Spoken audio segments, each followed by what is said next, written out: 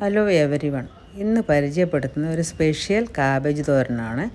അരമുറി കാബേജ് എടുത്തിട്ടുണ്ട്, ഒരു സവാള ഉള്ളി, ആവശ്യത്തിന് കറിവേപ്പില എടുത്തിട്ടുണ്ട്, അരമുറി ഉണക്കത്തേങ്ങ, പച്ചത്തേങ്ങയല്ല ഉപയോഗിക്കുന്ന ഉണക്കത്തേങ്ങ എടുത്തിട്ടുണ്ട്, ഒരു 4 പച്ചമുളകും ഒരു 5-8 വെളുത്തുള്ളി ഇടിച്ച് വെച്ചിട്ടുണ്ട്. ഇപ്പം ഞാൻ ഒരു പാനിൽ 1 ടേബിൾ സ്പൂൺ എണ്ണ ഒഴിച്ച് 1/4 ടീസ്പൂൺ കടുകും 1/4 ടീസ്പൂൺ ജീരകം ഇട്ട് പൊട്ടിച്ചിട്ടുണ്ട്.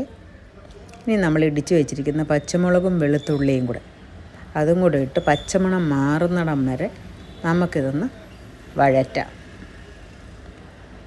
പച്ചമണം മാറി വരുമ്പോഴത്തേക്കിന് എടുത്ത് വെച്ചിരിക്കുന്ന സവാളയുള്ളും കറിവേപ്പിലയും കൂടെ നമുക്കിതിനകത്തോട് ആഡ് ചെയ്യാം.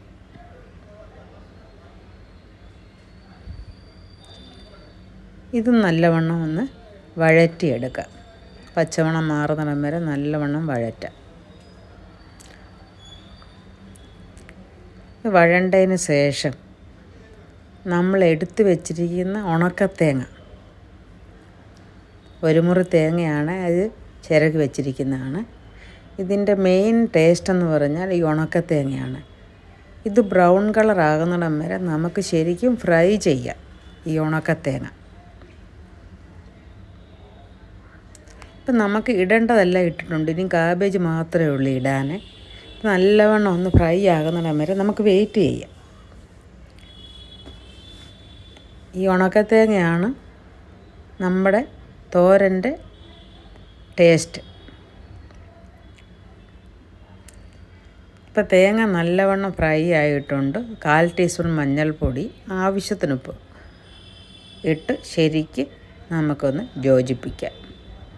ഇത് ജോയിൻ ചെയ്തതിന് ശേഷം നമുക്ക് എടുത്തു വച്ചിരിക്കുന്ന കാബേജ് അതും കൂടി ആഡ് ചെയ്യാം.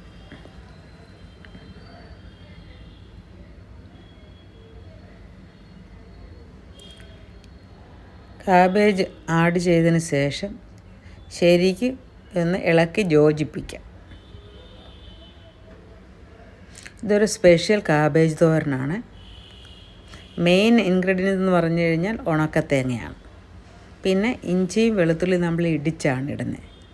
ഇഞ്ചിയും വെളുത്തുള്ളിയല്ല, പച്ചമുളകും വെളുത്തുള്ളി, ഇഞ്ചി ഉപയോഗിക്കണ്ട. ഇപ്പം ഒന്ന് അടച്ച് വെച്ച് വേവിച്ചിട്ടുണ്ട്.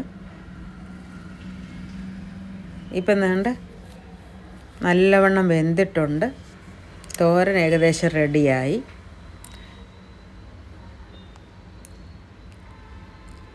ഇച്ചിരി വെയിൽ ഉള്ള സമയമായതുകൊണ്ട് തോരൻ്റെ കളർ അങ്ങോട്ട് ശരിക്ക് കിട്ടിയില്ല.